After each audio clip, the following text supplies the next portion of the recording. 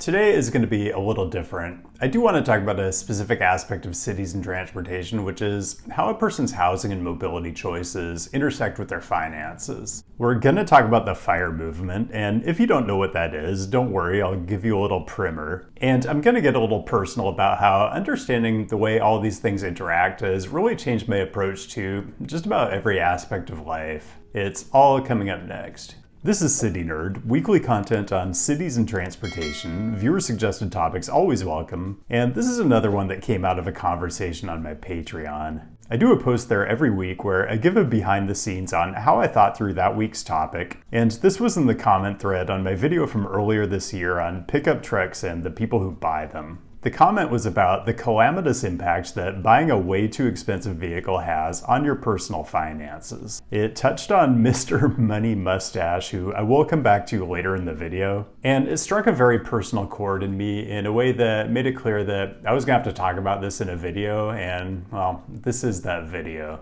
Now, don't worry, I don't intend to go full Dave Ramsey here. Honestly, personal finance is, to me, kind of a boring topic, but the way it intersects with all the things I talk about on this channel is really interesting and important. Let's start with the model we all tend to have in our heads about the way life works. You're born, you work until quote-unquote retirement age, if you're lucky enough to stay healthy that long, and you accumulate as much money as you possibly can over your working years so you can live a decent and maybe even mildly extravagant quality of life once you've aged out of the workforce. Along the way, you live a conventional life, you buy a house in a low-density residential area, you fill up your single-family house with lots of stuff because that's just what people do, and you buy a couple cars, maybe nice cars because you live in a place that forces you to be in your car a lot, so you spend a lot of money every month, but that's just normal American behavior. Everybody does it, so it must just be common sense.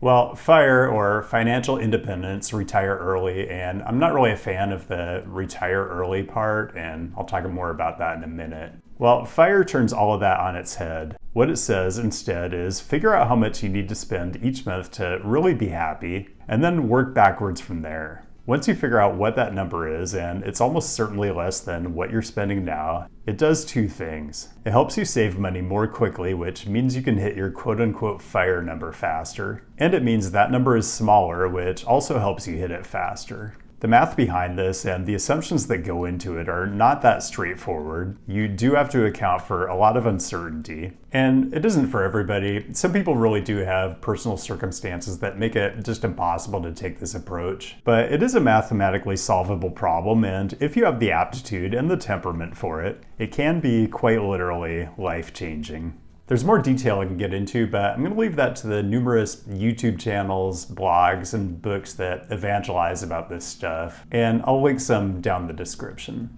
So here's my thing. I just don't like the word retirement as part of this. It's kind of a misnomer. It implies something weird, like the point of gaining financial independence is so you can lay around all day doing nothing, or eat dinner at 4 p.m., or move to Florida and play shuffleboard. To me, what FIRE is really about is freedom. Once you embrace the idea of a life where your time is your own, you start making very different choices about how to spend that time. Like, for example, starting a YouTube channel where you just spend your days thinking about and talking about the things you really care about, and daydreaming while you street view cool cities you want to visit. Okay, this has already been way too much personal finance stuff, so let's bring it back to cities and transportation. First of all, vehicle ownership. I am going to recommend the article from Mr. Money Mustache, who's probably one of the leading proselytizers of the FIRE movement, and he's written a lot about the ruinous impact that conventional ideas around car ownership have on people's financial well-being. He makes the point that if you haven't saved up enough money to pay cash for a car in the first place, then going into debt to buy one, not to mention things like finance charges, insurance payments, maintenance, and fuel, is simply going to make your financial situation worse and put you further away from whatever goals you have. His point of view is that actually spending less on transportation really boils down to reducing your personal vehicle miles traveled, or VMT, which is a point I also made in my video on the cost of car ownership a couple years back.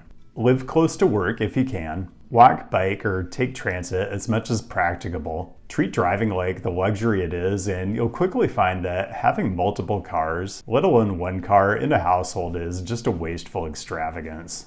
This is something I actually have experience with. I've definitely been part of a two-car household, not because there was any point at which it made any sense to actually have two cars, but because it's what other people do, and certainly there must be some times when that second car comes in handy. Well, let's look at it. Let's say your primary car has an annual cost of ownership of $12,000, and your second car is older and you drive it less often because the newer car is more fun to drive, so that one's costing you $8,000 a year. That's $20,000 a year you could have been putting towards your fire number. And if you're in, say, an index fund that returns 6% a year after inflation, which is being pretty conservative, if you're socking that money away instead of donating it to the automobile industrial complex, you're looking at close to $1 million after 20 years. That's huge no matter what your personal fire number is, and we're just getting started. Now, Mustache Guy advocates for getting rid of the newer car, keeping the older car, and just driving it less. But my thing is, and you can see this in the research, but human behavior says that if you own a car, you're just going to find reasons why you have to drive it. So I'm even a little more extreme than Mustache Guy. I think going car-free can rewire your brain so you don't see a car as the default solution to every possible work or shopping or social thing that comes up.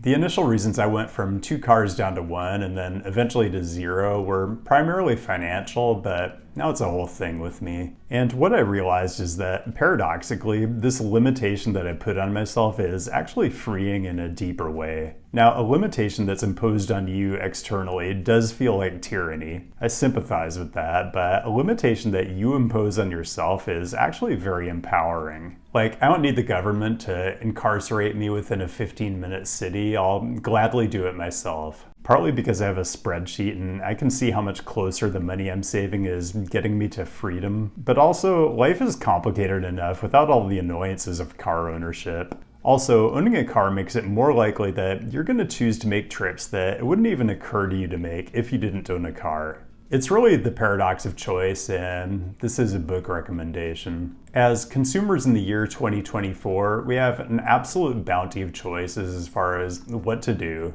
what to see, what to eat, what to buy. And trying to process all these choices is anxiety-inducing and consumes valuable time, sometimes in the form of driving miles out of your way in search of a marginally better thing. Not owning a car is a form of voluntary simplicity that removes all kinds of extraneous, stupid stuff from your mental space and lets you expend your brain cells on things that actually matter, like street viewing cool cities you want to visit.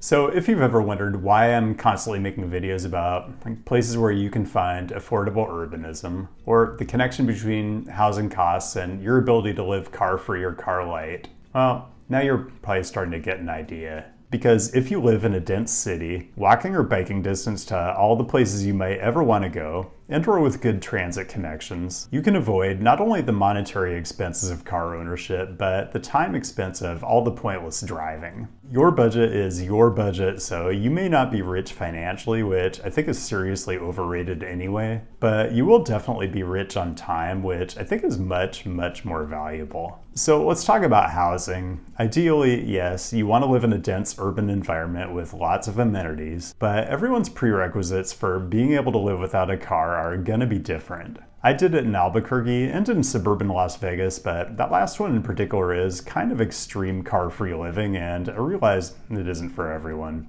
So given whatever your prerequisites are, there are still lots of variables. A lot of these come down to personal preference as far as the type of housing. Some people really love having a yard, so that rules out a lot of stuff. I can never understand this. Time is the most important commodity for me. Why do I want to spend it doing yard work? But to each their own.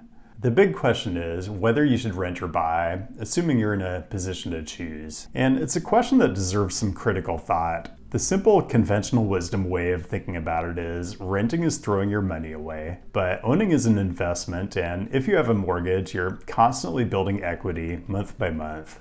Let's leave alone the morality of whether housing should even be considered an investment at all, and just talk about whether it's a good investment and under what conditions. None of this is to be construed as financial advice at all, but I just want to point out that the average home price in the US, which I can get a time series for from the St. Louis Fed going back to 1963, is 23 times higher in 2024 as it was at the beginning of the chart. That's a big number, but it's over a 61-year time frame, and it comes out to a 5.25% annual rate of return. That's good, but if I look at the S&P 500 over the same period, it's 64x, and that's a little over a 7% rate of return. So if you pay all cash for your home, you're accepting the opportunity cost of not being able to invest those dollars in something that has a good chance of generating a higher rate of return, and the benefit you're getting is simply not having to pay a rent expense. And that can definitely pencil out for you if you're going to stay put for a while. But if for some reason you have to sell sooner than you hoped and life is unpredictable, the transaction costs can absolutely eat up all the gains you thought you were going to have. And if instead of paying cash, you took out a big mortgage, then you also aren't paying rent, but you might be paying even more in interest, maintenance, and insurance. Also, property values don't just magically increase over time the way the S&P does. You have to be constantly renovating, replacing the roof, painting, replacing HVAC systems. You guys, I've owned a couple houses, and there are great things about that, but I feel like the downsides are a little underrated. All I'm saying is there is a significant opportunity cost in owning a home, and not only in terms of foregone investment opportunities, but maybe more important, other things you could have been doing with your time. Okay, in a minute, I'm going to get to what's really at the heart of all this, which is what does it actually take to be happy? And everyone's definition of that word is different, but I'm just going to share my personal perspective. Usual ways to engage this website. Honestly, the bell is the only one that matters. Don't tell anyone I told you. And connect on the various platforms to follow along on my city travels and or keep tabs on what my cats are up to. So do what you want, obviously, but for me, doing the math and thinking differently about all this stuff has literally changed the way I live my life. It's hard to think about saving for the future when you're younger. Trust me, even well into my 30s, I was just kind of floating along with negative net worth. But changing the way I framed things from live a conventional lifestyle and just keep working a straight job until you hit some arbitrary retirement age, which basically guarantees that you'll spend the best, healthiest years of your life doing things that don't bring you much happiness. Well, changing that framing to how much do I really need to be happy and how soon can I get to the point where I don't have to have a boss anymore? Well, it really just completely altered the whole calculus of my life. An important thing that plays into all of this is the idea of hedonic adaptation, or the hedonic treadmill. Hedonic adaptation basically says that people have a tendency to return very quickly to a relatively stable level of happiness/unhappiness, even after major positive or negative life events. More relevant to today's topic, it's why humans basically always overrate the amount of happiness that buying luxury items or going on expensive vacations is gonna bring them. Right now, I own less and live in a smaller space than I ever have in my entire life, and I've never been happier. Well, that's actually a low bar for me, but my perspective is life is complicated enough as it is, and adding more complexity doesn't improve things. Whereas simplifying things gives me the brain space to do what I do every week on this channel.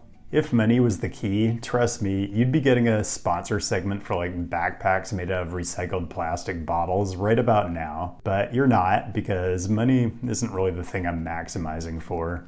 In terms of fire, I actually hadn't hit my number yet when I decided to take a sabbatical in 2021 and I started a YouTube channel. And in the time since then, there have been points where inflation and or volatility in the stock market would have definitely meant me going back to my old day job. But between having gotten at least partway to my fire number, keeping my expenses in check by living a relatively low-cost, low-impact urban lifestyle, and supplementing things with my weird new YouTube career, I have reached a sort of financial independence, although certainly not retirement. But who wants to be retired anyway? And that's all I've got. Thanks for joining today, and thanks to the patrons whose direct support has been instrumental in making sure I don't have to go back and work my old day job, even during the worst of inflation and the market downturns of the last couple of years. I can't possibly overemphasize how important that support has been. Keep the great topic suggestions coming. I'll be back with a new episode next week, and I'll see you then.